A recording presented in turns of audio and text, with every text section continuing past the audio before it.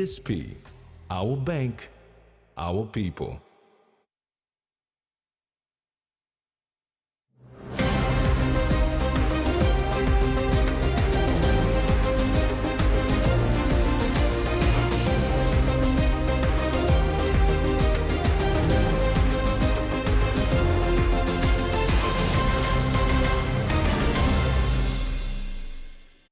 Hello and thanks for joining us. This is TVWAN News.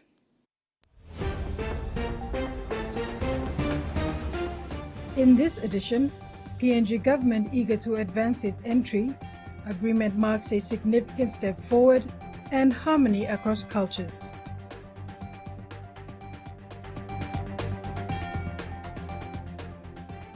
The PNG government is eager to advance its entry into the Asian markets for local businesses and industries at the Papua New Guinea Asia Investment Conference in Hong Kong this week. Prime Minister James Marpe, in a press conference this morning, announced his attendance to open the conference that begins tomorrow 16th and ends on Tuesday 17th. The Papua New Guinea Asia Investment Conference is an opportunity for Papua New Guinea to elevate from being an exporter of raw products to becoming an exporter of finished products. Prime Minister James Marpe said this is the aim of the PNG Asia Investment Conference, which will also include a number of side meetings that he will participate in when arriving in Hong Kong. This is a first of its kind in our entire 48 years of nationhood.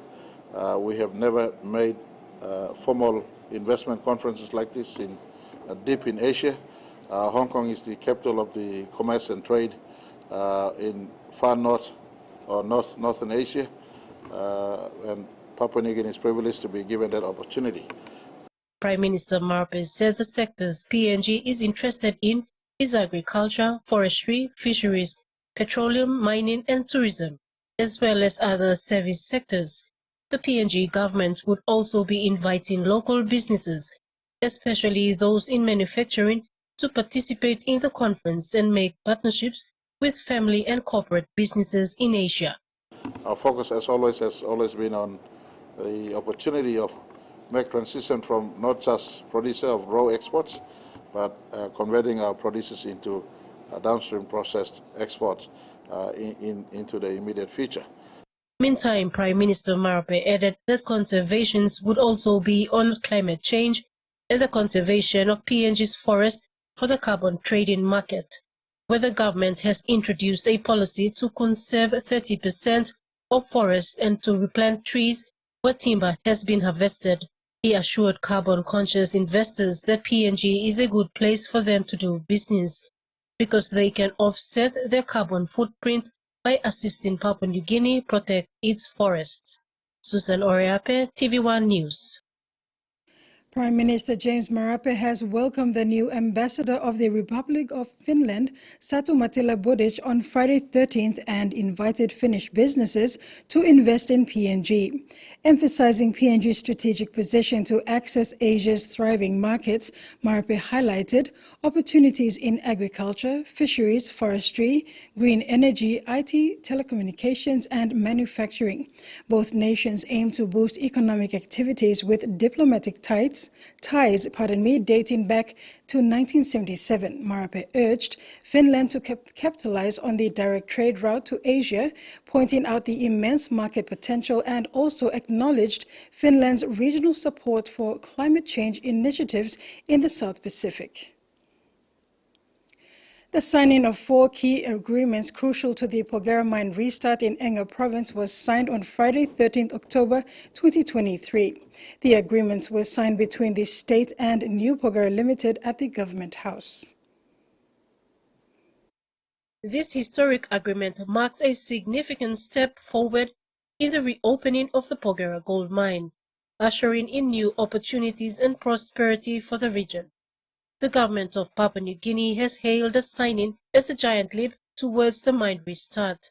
The signed agreements are the Mining Development Contract, Special Mining Lease 13, Fiscal Stability Agreement, and Escrow Arrangement for Landowners. The mine is expected to commence operations before the end of the year, with full production anticipated within 6 months, depending on the finalization of compensation agreements for landowners. And so I just want to assure everyone, in tough time, we're trying our best to do for the economy, do well. We're now restarting our program with an SML 13 that will embrace a couple of key sensitive issues like environmental permit, environmental issues, and the resettlement of our landowners in Pogra has been embraced by the SML 13 that is issued.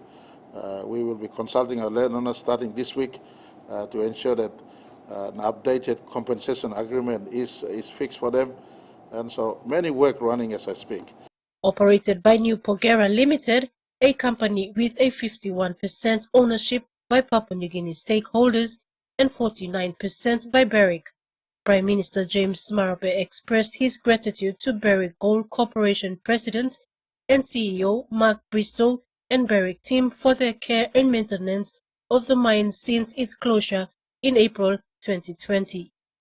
Prime Minister Marpe emphasized the significance of the partnership, stating this is the first time that a Papua New Guinea company has merged in a joint venture with a global super major like Barrick. Meantime, Bristow described the signing of the vital agreements as special.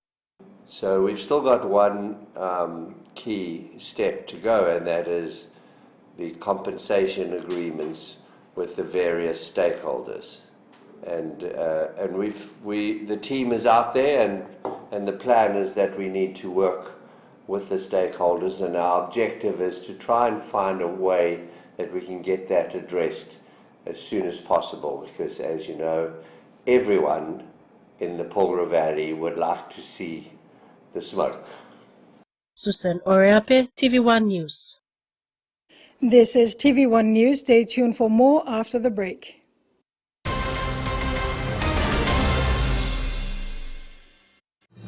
Experience a convenient and smarter way to do your banking with BSB Mobile Banking. You don't have to leave the office or your home to pay for bills. You can view your account balance, transfer funds, top up phone credits, or purchase Easy Pay units wherever you are. Visit your BSB branch today to register now for BSB Mobile Banking. BSB Mobile Banking, the smarter way to bank. BSB, our bank, our people. Enjoy life when we work together, making happy memories that last forever. Harem talk, young or old, a scale rice family meal with talk. We'll bring out the smiles, cause it's a favorite by miles. Senisi gola, scale rice, low scale price. Senisi gola, scale rice, low scale price. But you like him?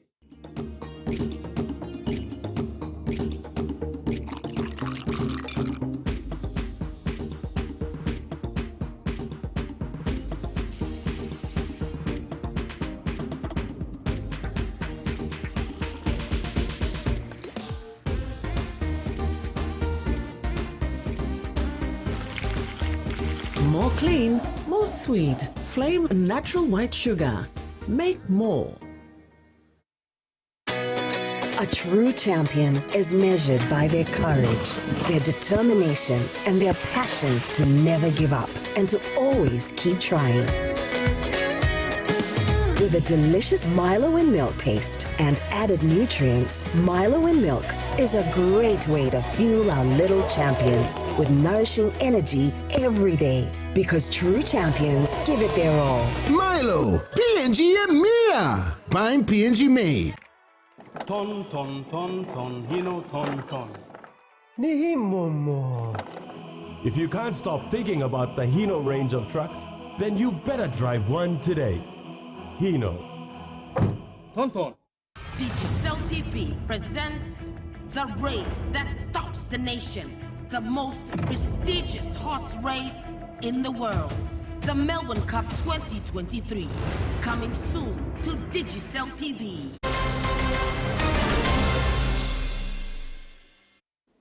Welcome back. 13 employees from the Manam Resettlement Authority or MARA now have some hope for their future following the completion of National Certificate 2 in Government and Public Service induction yesterday.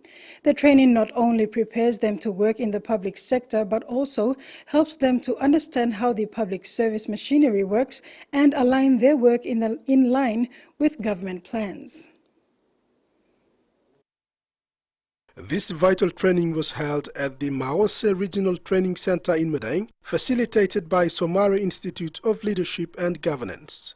The Manam Resettlement Authority is a government project and employees are made up of casuals and short-term contracted employees. As such, they are likely to disengage once the purpose of establishing this authority is achieved. Having the certificate now acts as a permit for them to enter the public service.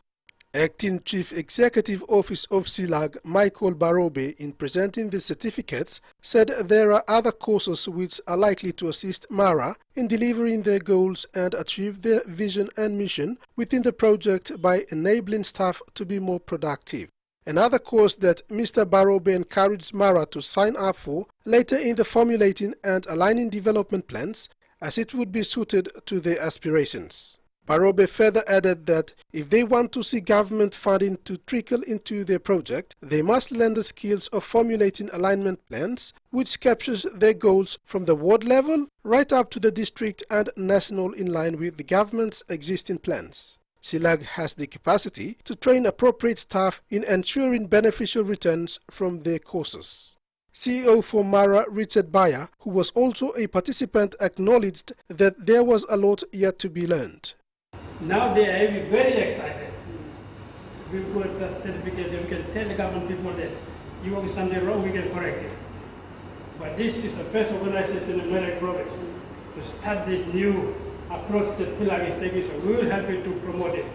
Willie Kuriang, an officer with MARA, also thanked Silag for the training as it has enhanced their knowledge of public service and to understand their roles and responsibilities within the sector.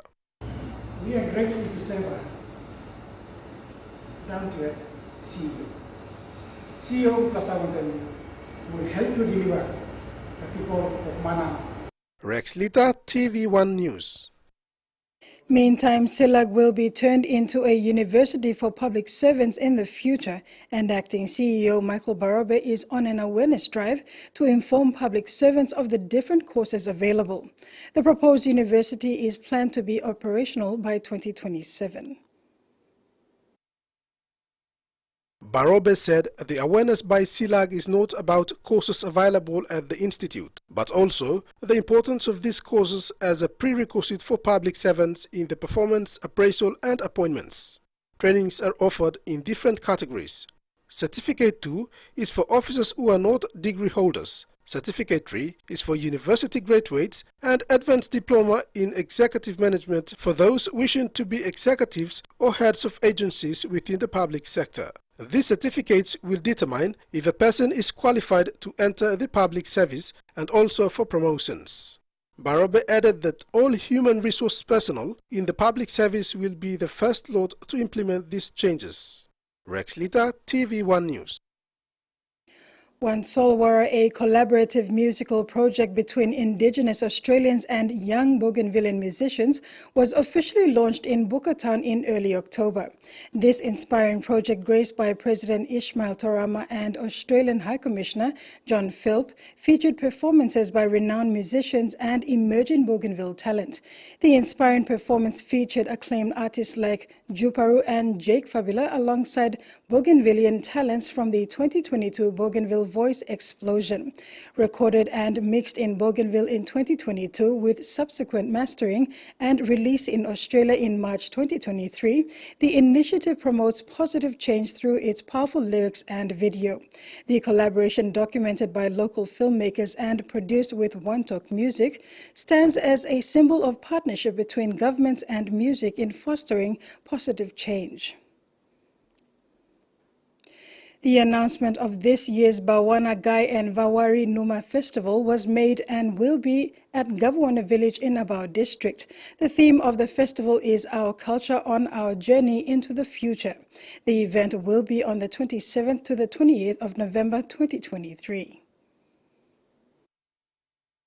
The National Cultural Commission presented a check of 10,000 kina towards the Vaanagai and Vawari Numa festival on Friday.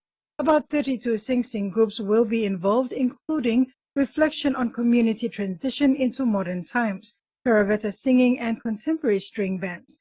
Festival Director Rawali Vagilakona emphasized that Governor for Central Rufina Peter will be of assistance and agreed to be the patron of the festival. The festival was conceived last year. When it started, I was prompted to have it introduced to a cluster of communities spanning from Paramana, including the communities within the lagoon area and all the way up to Alaura. After the introduction of the concept, we acquired the certification from the NCC. And then last year, from 27, 28, 29 and 30th, we held the first festival. He added that this year, 2 cultural groups will be received from each village, beginning from Paramana village to Cloudy Bay. National Cultural Commission Executive Manager David Time stated that it is essential to support such canoe festivals. Basically, for us now to support this festival is also to support the canoe culture around that. And the festival now will become a platform also to promote and maintain and sustain our culture within that part of the region. I think the visibility has been very minimal over the years, and erosion and decaying of cultural heritage may be visible if you travel there. So for NCC, it is also important for us to support this event, basically to create awareness. Vaanagai refers to the traditional canoe, and Vawari Numa is called after the traditional houses. These 2 cultural elements are said to be their identity, strength, guidance, growth, and all the good outcomes. After a 3-year hiatus, the PwC Corporate Challenge marked its return today with a resounding success as over 20 corporate organizations united for a 5-kilometer charity run or walk in Port Moresby. The event aimed to support local charities in health, education, women and children sectors, raising a commendable 146,000 kina. The route included iconic spots like Champion Parade and Ella Beach, and prizes were awarded in various categories. Of the 20 corporate participants, New Guinea also made a significant contribution to the event's success, highlighting corporate responsibility and community collaboration. You're watching TV1 News. In sports, Cook Islands thrashed and Hikari proceeds to grand final.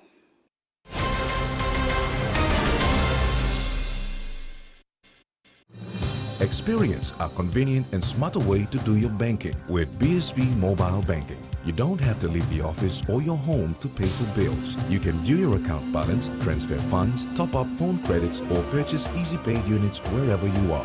Visit your BSB branch today to register now for BSB Mobile Banking. BSB Mobile Banking, the smarter way to bank. BSB, our bank, our people. Hiya, Mama. You wait then, but me add him special flavor. Put in more flavor, put in more taste. Magic kakaru, get up a big smile on face. Time for kimchi and a great fumu too. Sip, sip, the mumu, yes, magic on you. Maggi, the taste PNG loves.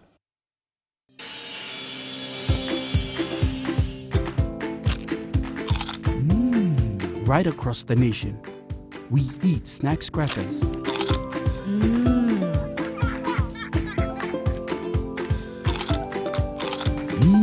Emi trupla. All get a young planala pun only like him snacks crackers. only making here, no PNG one-time lay biscuit company. It's crunchy and tasty. It's irresistible. Hey, you want talk? Want to win one of 4 Costa buses? Simply collect 6 SP Lager Red promo caps and enter the draw at a participating store near you. There are heaps of other great prizes to win too, like SP Hunters jerseys and other awesome SP Lager gifts.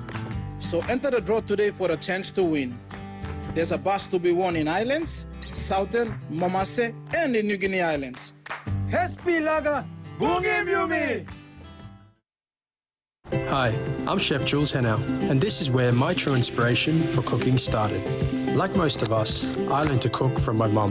Nothing beats simple recipes where fresh local produce is at the heart, especially when it's a home-cooked meal, prepared and shared with the ones you love. And in PNG, no meal is complete without rice. And my choice is always Trugai. Trugai, true inspiration through generations.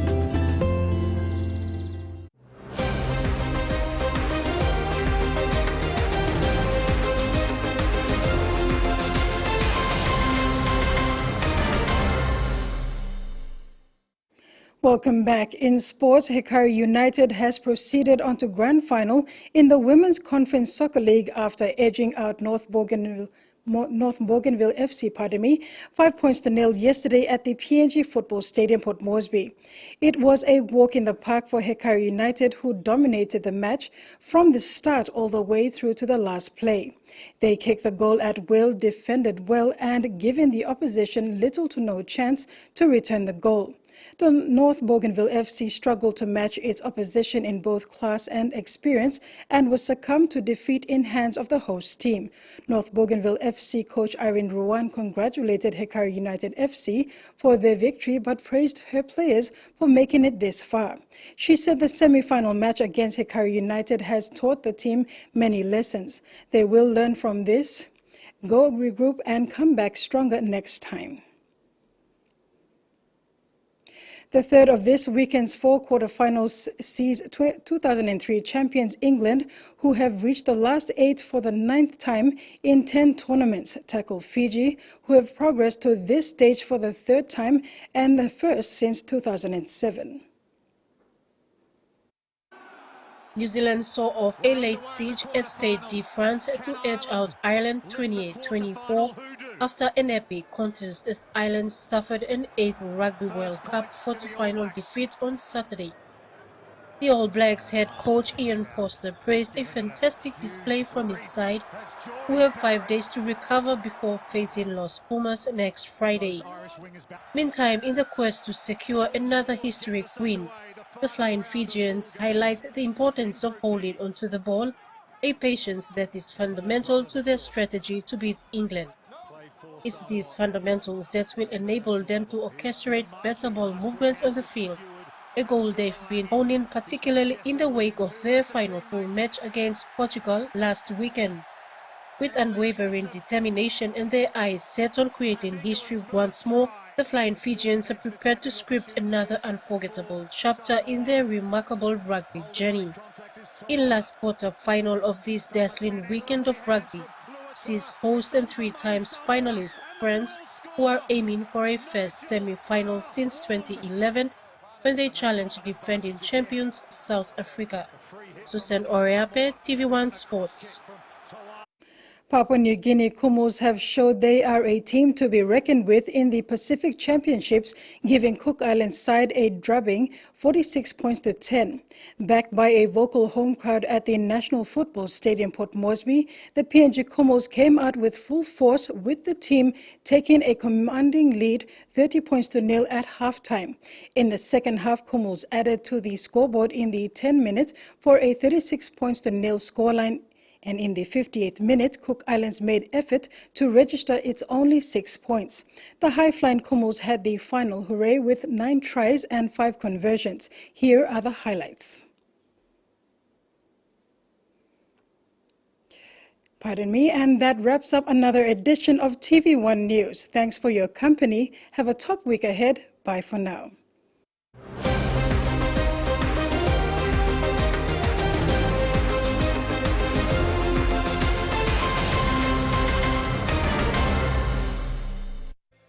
The TVWAN News was proudly brought to you by